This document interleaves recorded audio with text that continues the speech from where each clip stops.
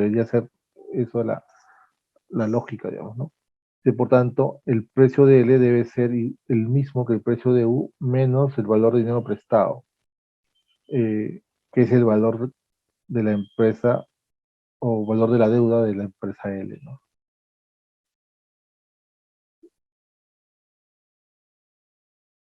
Entonces acá hay un tema, ¿no?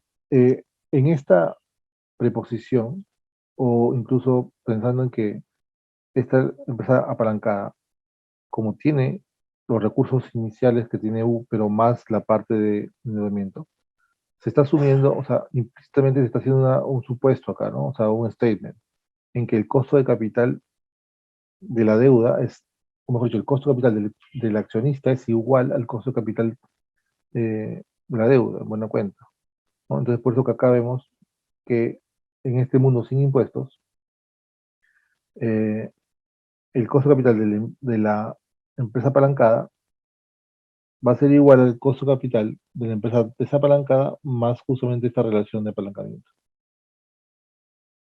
Deberían ser igual, ¿ok?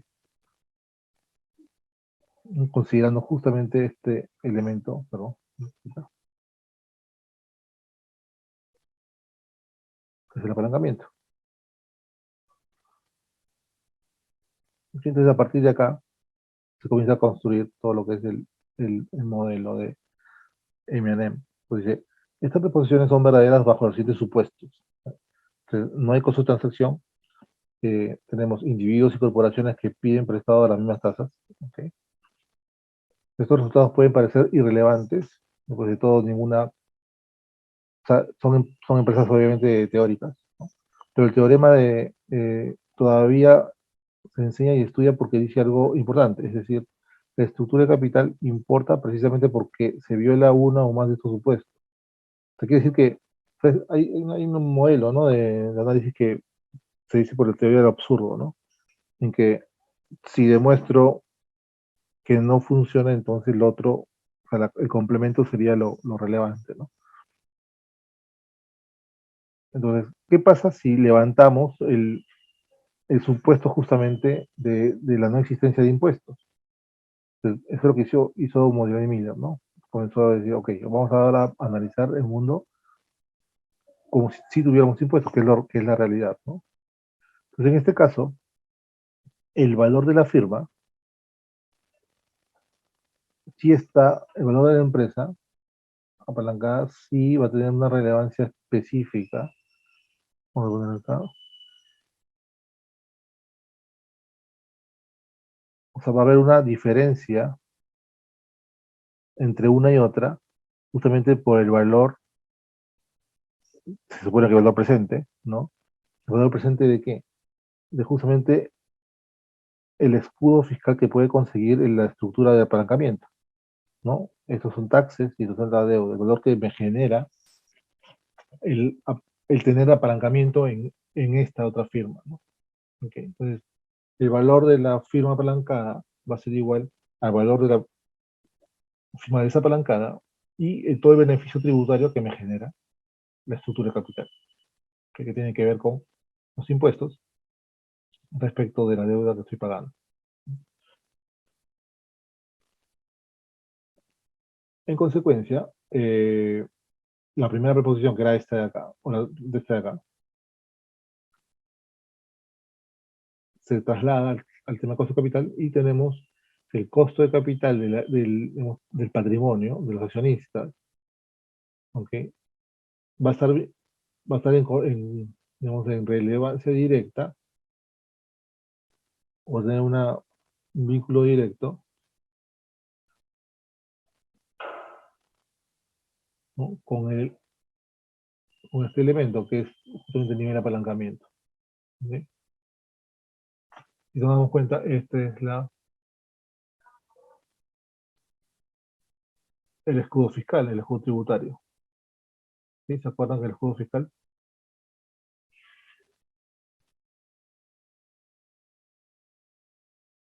Entonces, el costo de capital de la firma eh, va a estar en relación directa justamente al beneficio que me va a otorgar primero la estructura de capital y luego ese beneficio adicional que me genera eh, la estructura de deuda, ¿no?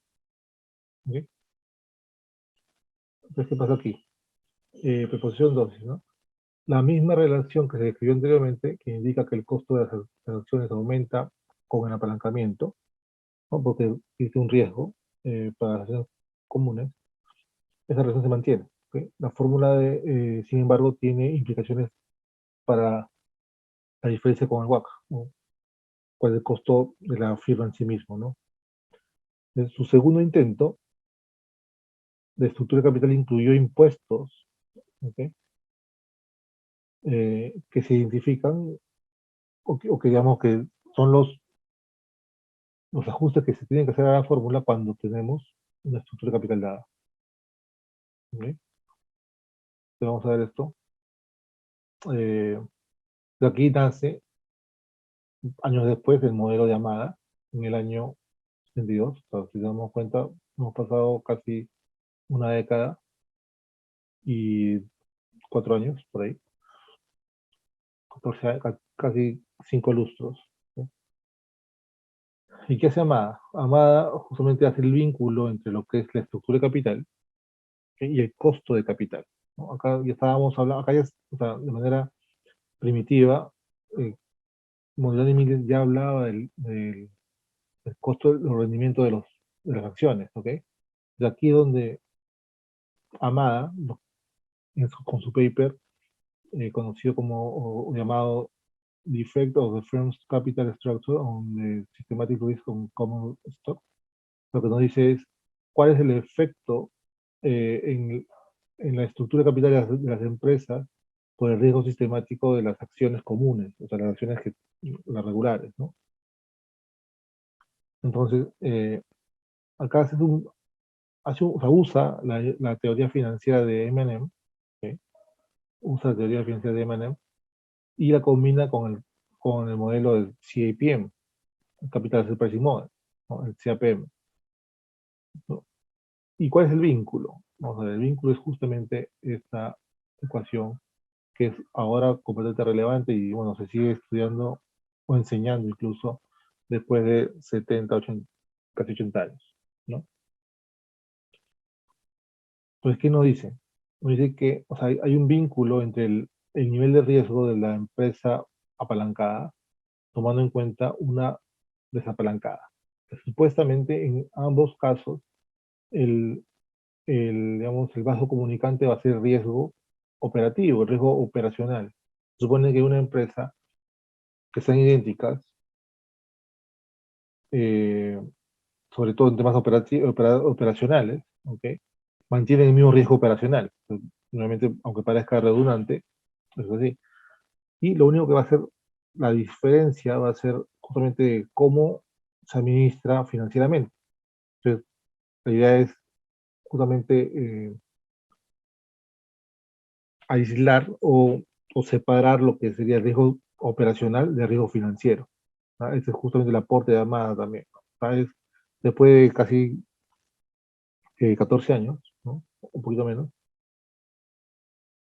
eh, aterriza el concepto justamente de apalancamiento y vincula la estructura de capital, la vincula con el Capital Asset Pricing Model, ¿no? Y encuentra justamente esta ecuación que ya la hemos visto, seguro, recuerdan, hemos visto esta formulita, pero tiene la razón de ser en el modelo de llamada. Entonces, el vínculo, como les digo, eh, es básicamente este factor, ¿no? Entonces, ¿qué nos dice este factor? Nos dice que el apalancamiento ya va, por un lado, va a generar un poco más de riesgo. Se dan cuenta, este es un factor que es positivo y es mayor a 1, entonces va a ser un factor amplificador. Entonces, ¿qué quiere decir? El riesgo sistemático operativo va a ser el riesgo base en ambos casos. En teoría, las dos empresas tienen que hacerlo, o sea, si hacen lo mismo, entonces deberían tener el mismo riesgo operacional, ¿no? El mismo riesgo base. Ok.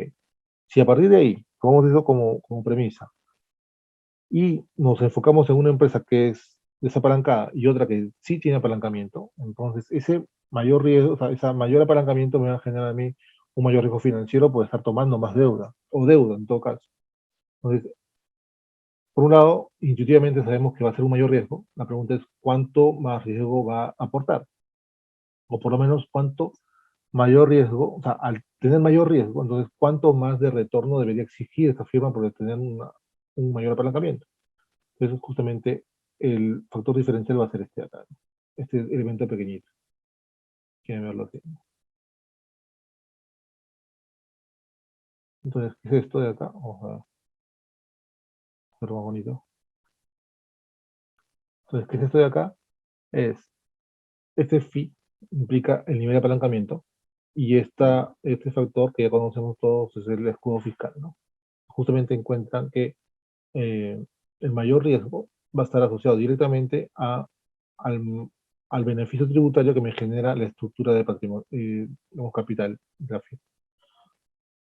¿Ok? Entonces, además ustedes lo leen. Eh, Existen otros métodos, o hay otros modelos, donde nos hablan de teoría de compensación, nos habla de teoría de orden jerárquico, el picking order theory, es importante también que ustedes lo puedan leer.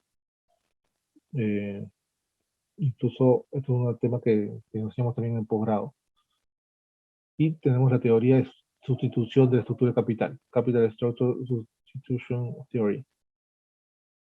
¿Okay? Que eso va a ser un poco elementos posteriores, ustedes van, por favor, léanlos, tienen algo, lo tienen en la bibliografía. ¿Okay? Y con esto, la siguiente sesión, vamos a ver justo un estudio de caso. ¿Ok? Entonces, hasta aquí llegamos, muchas gracias, buenas tardes.